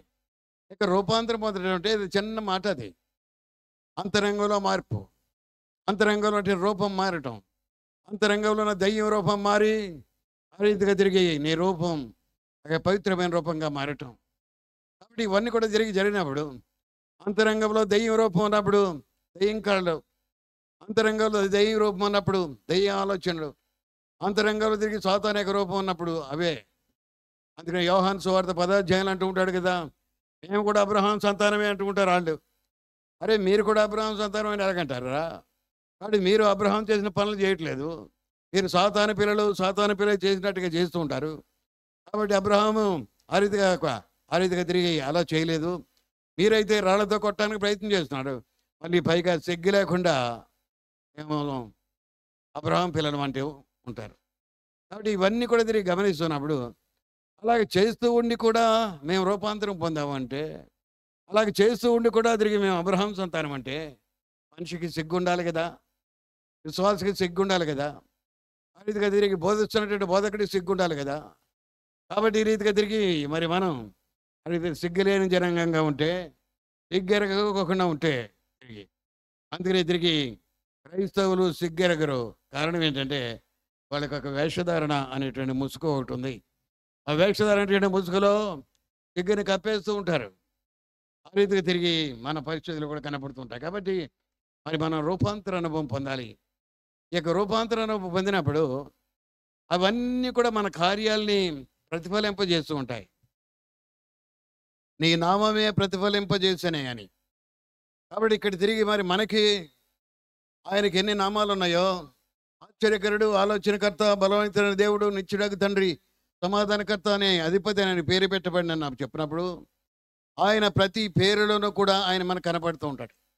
ఆయన ప్రతి పేరులోనూ కూడా తిరిగి ఆయన ఆశ్చర్యకార్యాలు, ఆయన ప్రతి పేరులోనూ కూడా తిరిగి ఆయన మన కోసం సమర్పించిన విధానం, ఆయన ప్రతి పేరులోనూ కూడా ఇవన్నీ కూడా కనపడుతూ ఉంటాయి. అందుకనే తిరిగి మనలో కూడా అవే లక్షణాలు కనపడుతూ ఉండాలని ఆయన సిలువలో మన కోసం బలి అయ్యాడు. కాక తిరిగి ఆయన బలి అయ్యటం ద్వారా తిరిగి మరి మన అస్తమానం చూసి ఆ రీతిగా తిరిగి మనకు అలవాటైపోతుందేమో తెలియదు కానీ, కాబట్టి తిరిగి నేను ఎప్పుడో చాలా చిన్నప్పుడు ఇక తిరిగి కరుణామయుడు అనేటువంటి సినిమా చూడడం జరిగింది. ఆ కరుణామయుడు అనే సినిమా ఎక్కువగా మనవాళ్ళే చాలామంది చూశారు. ఆ రోజుని మేము అప్పుడు దువ్వలో ఉండేవాళ్ళం. కాబట్టి అక్కడ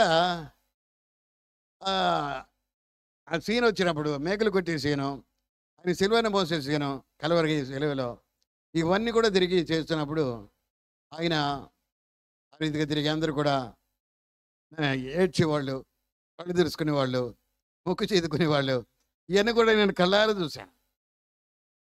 అప్పుడు చిన్నాన్ని అంటే తిరిగి బహుశా 10th క్లాస్ ఇంటర్మీడియట్ చదువుతున్నా ఏమో తెలియదు. కాబట్టి ఆ సమయంలో ఈ రీతిగా చదువుతూ ఉంటే అన్నీ కూడా ఇప్పుడైతే టీవీలో కానీ యూట్యూబ్లో కానీ ఇవన్నీ కూడా కొడుతూ చేస్తూ ఇక తిరిగి ఒళ్ళంతా రక్తసిక్తమైనప్పుడు ఎవరికి కూడా ఏడుపు రాదు. వస్తుందా మా ఇప్పుడు అమ్మా? వస్తుందా? రావట్లేదు కదా. కారణం ఏంటంటే అలవాటైపోయింది. కారణం ఏంటంటే వాత వేయబడే మనస్సాక్షి నీ కంటికి అలవాటు అయిపోయింది, నీ హృదయానికి అలవాటు అయిపోయింది. ఆ యొక్క వాత వేయబడిన సాక్ష్యం మనస్సాక్షి. అందుకని ఏడుపు రాదు, ఏమీ రాదు. అప్పుడు ఇక్కడ తిరిగి రూపాంతర అనుభవం కావాలి అన్నా, ఆయన మన కోసం వచ్చి ఇవన్నీ కూడా చేశాడు, బలియాగం అయ్యాడన్నా, ఇక తిరిగి ఏ పరిస్థితిలో కూడా ఒక ఆలోచన రాదు మనకి.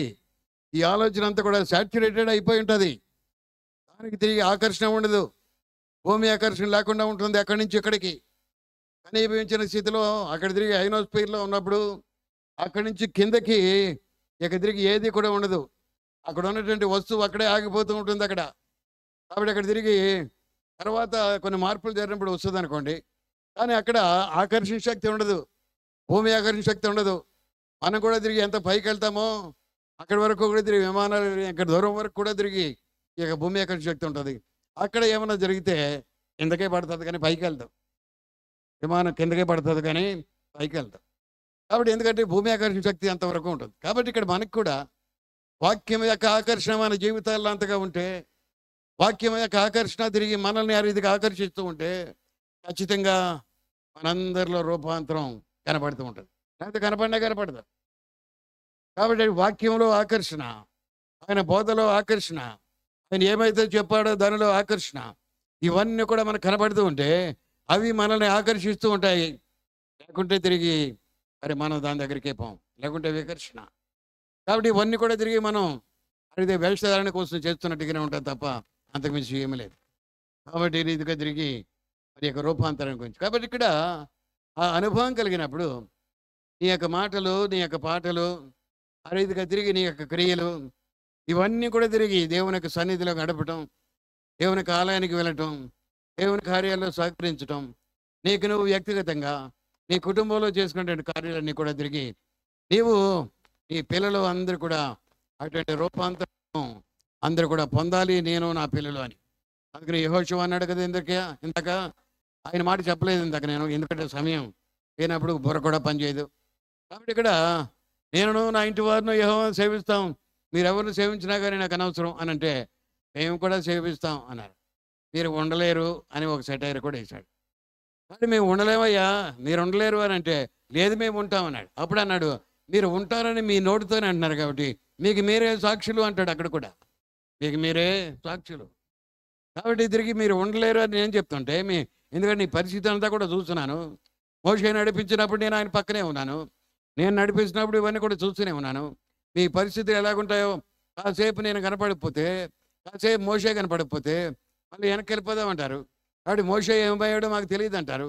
కాబట్టి తిరిగి మాకు ఒక దూడం చెయ్యి, ఏదైనా ఒక బొమ్మను చెయ్యి, ఏదో ఒక నాయకుడిని పెట్టు, దాన్ని పట్టుకు మేము వెనక్కి వెళ్ళిపోతాం అంటాడు.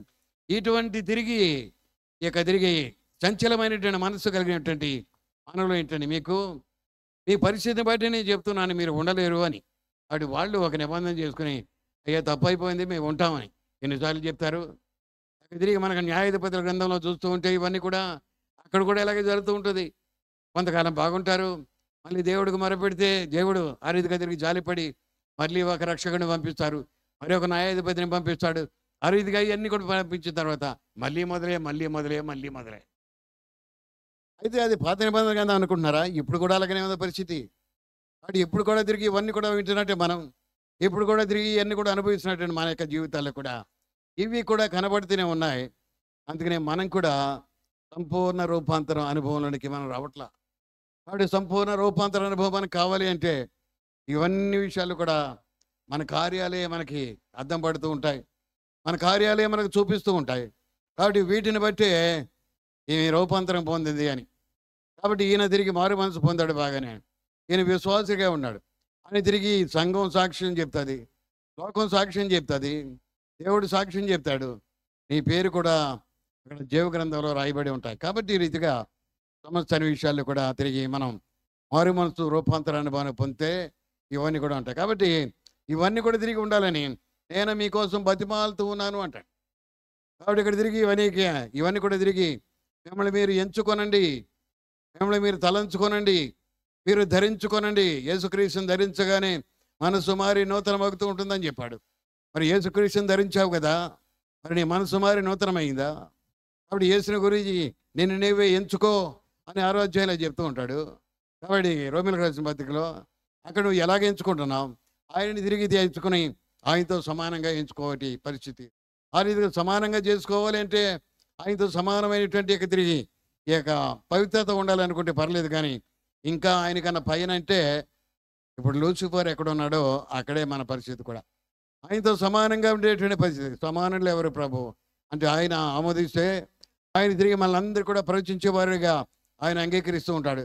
కాబట్టి పాళ్యంలో అందరూ కూడా ప్రవచిస్తూ ఉంటే ప్రవచించినవి కాబట్టి తిరిగి వెళ్ళదు మీద ప్రశ్నిస్తున్నారంటే ప్రవచించిన, ఎందుకంటే దేవుడు అందరికీ కూడా ఆధిక్యత ఇచ్చాడు. కాబట్టి అందరికీ కూడా ఆధిక్యత దేవుడు ఇస్తూనే ఉంటాడు, ఆయనతో సమానంగా ఉంటారు. ఆయన కూడా అంటూ ఉంటాడు కదా యోహాను సువార్తలో, మరి కూడా నేను చేసిన పనులే కాకుండా మీరు నాకన్నా ఎక్కువ పనులు చేస్తూ ఉంటారు, మీరు నాకన్నా ఎక్కువ పనులు చేస్తారు. కాబట్టి కామెంటరీ బాక్స్ తర్వాత పెడతారు కానీ బాబు ఆఫ్ చేయండి. కాబట్టి కామెంటరీ బాక్స్ ఇది క్రికెట్ కాదు, ఇది అటు ఇటు పరిగెత్తుడు మాట్లాడినప్పుడు. క్రికెట్లో ఆడు అటు ఇటు బ్యాట్ పట్టుకుని పరిగెత్తినట్టు ఇప్పుడు కామెంటరీ వద్దు, తర్వాత కామెంటరీ పెట్టుకుని ఇది ఏ రోజు అన్నా కూడా సరిగ్గా చెప్పలేదని కామెంటరీ పెట్టుకోండి, పర్లా, అర్థమే లేదు నాకు. నేను చెప్పేది వాక్యం చెప్తున్నాను, ఎలా చెప్తున్నాను నాకు తెలుసు. ఇందాకే ఎవరు లేరు అని చెప్తే ఏదో కొంతమంది వచ్చారని సంతోషిస్తూ ఉంటే మళ్ళీ ఈ పరిస్థితి ఒకటి మళ్ళా. సరే మంచిదే మంచిదే లేదు అని అంటే మరి మనం ఆలోచించవలసిన విషయమే. కాబట్టి ఈ రీతిగా తిరిగి మరి మనకి అటువంటి అనుభవంలో కూడా మనం పెరుగుతూ ఉండాలి. కారణం ఏంటంటే ఈ లోకంలో మొట్టమొదటి నుంచి కూడా సత్యానికి సంఖ్యలు, సత్యానికి సమాధి, ఇవన్నీ కూడా మొట్టమొదటి నుంచి జరుగుతూనే ఉన్నాయి. కాబట్టి సత్యం ఈ లోకానికి వచ్చింది. ఆ సత్యం తిరిగి కనపడుకోకుండా తిరిగి ఆ సత్యాన్ని ఆ రీతిగా తిరిగి అబద్ధం చేస్తున్నారు. ఆ వెలుగు లోకంలోకి వచ్చింది, ఎవడు కూడా వెలుగు రాడు. ఆ సత్యం లోపలికి వచ్చింది, ఆ సత్యానికి నేరస్తులతో పాటు సిలువ వేశారు. కాబట్టి ఇక్కడ ఒక పాట ఉంది, సత్యాన్ని నేరంతో సిలువ వేసే లోకం.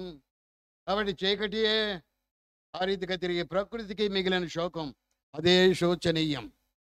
కాబట్టి సత్యాన్ని నేరంతో సిలువ వేసే లోకం, సత్యాన్ని నేరంతో అటు ఇటు ఉన్నటువంటి ఒక లోకం తీసి ఆయన సత్యమైనట్టు ఉండగా ఆయనతో అటు ఇటు ఉన్నటువంటి నేరస్తులను తీసుకొచ్చి సిలువ వేశారు. కాబట్టి అప్పటికి ఆ చీకటి లేని చీకటి ముసిరినటువంటి యొక్క తిరిగి ప్రకృతికి మిగిలిన శోకం, లేక తిరిగి మనకి ఎవడికి మానవుడికి లేదు శోకం, ప్రకృతి ఆ రీతిగా విలపిస్తుంది. ఇక తిరిగి సత్యాన్ని నేరస్తుల మధ్య సిలువ వేశారు, సత్యాన్ని ఆ రీతిగా తిరిగి ఇలాగా వెలివేశారు అని ప్రకృతి శోకిస్తుంది అని అక్కడ తిరిగి ప్రకృతి అంతా కూడా విలువలనేటట్టుగా ఆ రీతిగా ప్రకృతిలో మార్పులు ఇవన్నీ కూడా చూసినట్టుగా మనం పత్రికల్లో చూస్తూనే ఉంటాం చివరి అధ్యాయాలలో. కాబట్టి ఇవన్నీ కూడా జరుగుతూ ఉన్నాయి. కాబట్టి మనం సత్యానికి సాక్షులుగా ఉందాం. సత్యం నీలో నాలో సంపూర్ణంగా తిరిగి అది ముద్రించబడి ఉంటే, మీరు రక్షణ వాక్యాన్ని విని మొట్టమొదటి దినాన్ని చెప్పాను మొట్టమొదటి ప్రసంగంలో, రక్షణ వాక్యాన్ని విని ఆ ప్రకారంగా తిరిగి మార్పు చెందినటువంటి వాళ్ళైతే మీరు తిరిగి ఆ యొక్క దేవుని యొక్క ముద్ర మీ మీద వేస్తాడు అని. కాబట్టి దేవుని యొక్క ముద్ర మీ మీద వేస్తుంటే ఆ ముద్ర తీసేసి ముద్ర కాదు, ఆ ముద్ర తిరిగి ఏదిగా ఆయన వేసిన ముద్రను ఎవడు తీయలేడు. అందుకని ప్రకటన గ్రంథంలో తిరిగి మనం చూస్తున్నట్టుగా ఎవడు ఈ ముద్రలను విప్పుతాడు అని యోహాను గారు ఏడుస్తుంటే, అప్పుడు ఏడవద్దు, యూదా గోత్ర సింహం ఉంది, ఆయన వచ్చి ఇప్పుతాడు.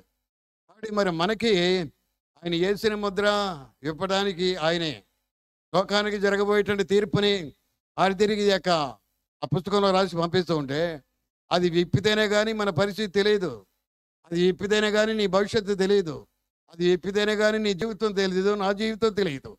అందుకే తిరిగి ఆ రీతికి ఎవరు ఇప్పగలరు అంటే ఏం పర్లేదు, యూదా గోత్ర సింహం ఆయన ఇప్పడానికి అర్హుడు, బలవంతుడు, అని యోగ్యుడు, ఆయన యోగ్యుడేవో నీవు యోగ్యుడేవో అని రాత్రి చెప్పాడు కదా.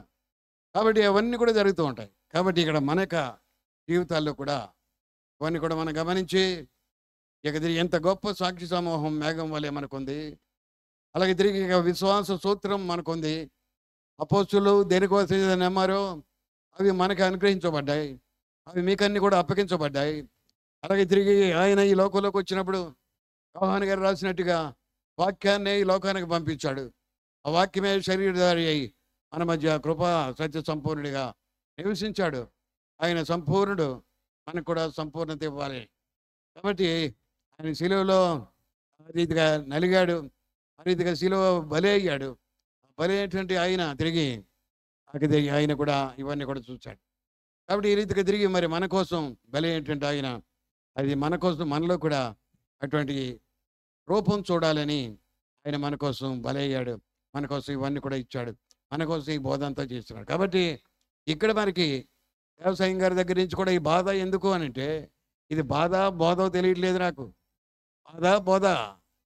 కాబట్టి బాధో బోధో నాకైతే తెలియదు, కానీ ఇక బాధ బోధల్లో తిరిగి బాధతోటే బోధ, బోధలో తిరిగి నీ బాధ పోవాలి అని, నువ్వు కూడా సాక్ష్యబిడ్డగా ఉండాలని ఇవన్నీ కూడా గమనించి చేస్తున్నటువంటి ఈ పరిస్థితిలో అది తిరిగి మరి మనం కూడా దీన్ని కూడా గమనించి అదిగా మనం కూడా సాక్ష్యబిడ్డలుగా ఉందాం.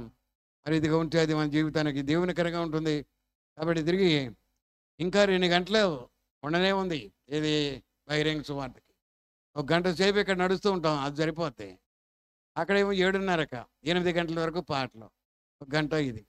కాబట్టి సంపూర్ణంగా సమయం ఇవ్వకోకుండా మరి ఫోన్ ఎవరు చేశారో నాకు రిమైండర్ ఏమో తెలీదు. బయట నుంచి వచ్చిందో తెలీదు గానీ మెట్టుకి సేవకులకి, ఇక ప్రోగ్రాములు వేసినటువంటి వాళ్ళకి అందరికీ కూడా చెప్పేది నేను కుటుంబ సభ్యుడిగా మాట్లాడుతూ ఉన్నాను. ఎవరిని కూడా విమర్శించలేదు. మనకు కూడా సరైనటువంటి సమయం కావాలి.